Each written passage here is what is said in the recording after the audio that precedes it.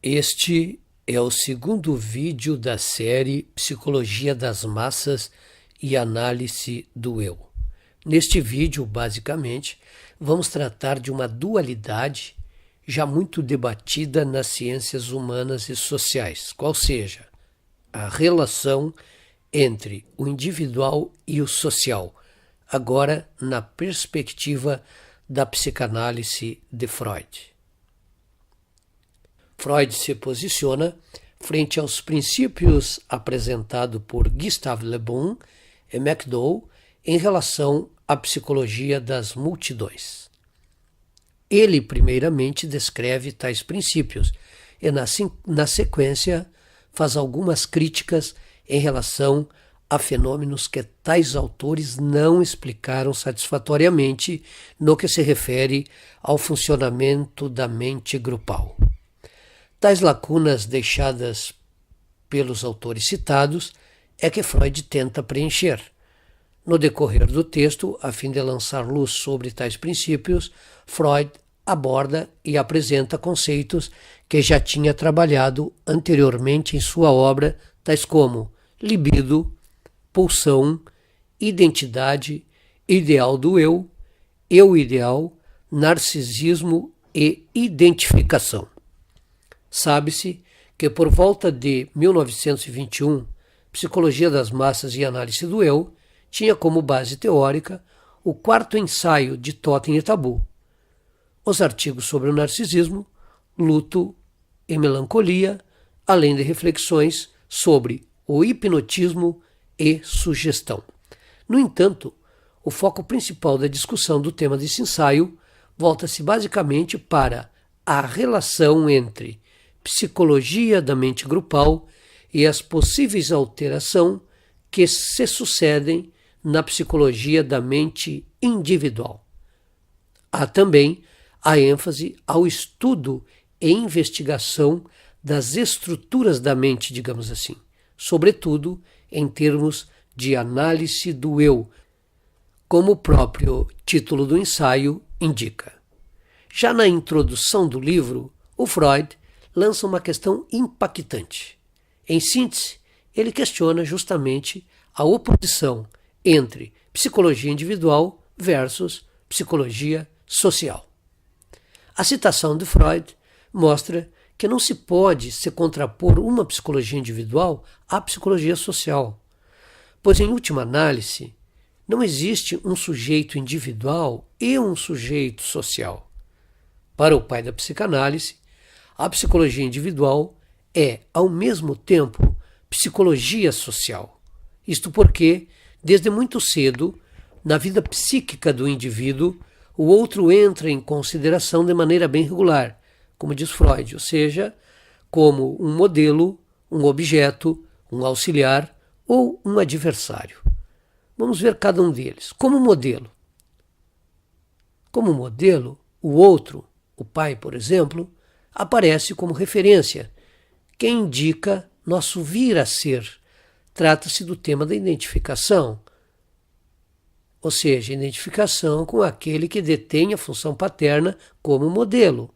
Aliás, a problemática identificatória, que diz respeito à entrada e aceitação das normas, da lei, é tema central do livro de Freud. Tudo isso é fundamental na constituição do sujeito humano. O outro como objeto.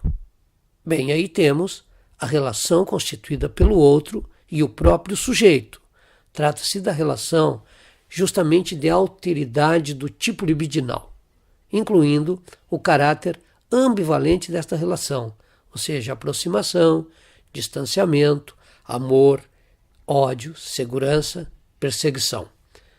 São movimentos que permitem ancorar em outrem a satisfação de nossas pulsões, de nossas fantasias, medos, e nos identificando a ele, nos definir e nos transformar.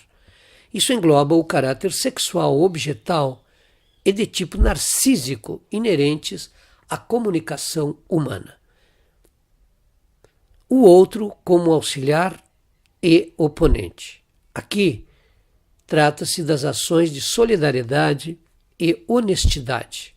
Lembramos o funcionamento do grupo de irmãos que desejam regulamentar seus problemas e trabalham em torno de um projeto, ou seja, um objetivo comum, ou entrar em rivalidade. Ora, o outro só existe enquanto existe para nós. Significa, pois, uma forma de ligação, identificação, amor, solidariedade, honestidade. É indispensável para construir aquilo que é um outro. O chefe da horda, por exemplo, não pode ser vivido como um outro. Só depois de morto é que ele é transformado em pai. Assim, Eugène Riquet, psicossociólogo francês que trabalha no livro Da Horda ao Estado, do qual nós estamos nos baseando também aqui para tratar desse tema, conclui que a psicologia social é o estudo das formas de alteridade. Ela deve criar seu lugar, um lugar essencial aos investimentos afetivos, sem os quais nenhum grupo organizado chegará a se constituir. Bom, a argumentação exposta até aqui procurou ressaltar a problemática obscura apontada por Freud ao concluir que a psicologia individual é também, ao mesmo tempo, psicologia social.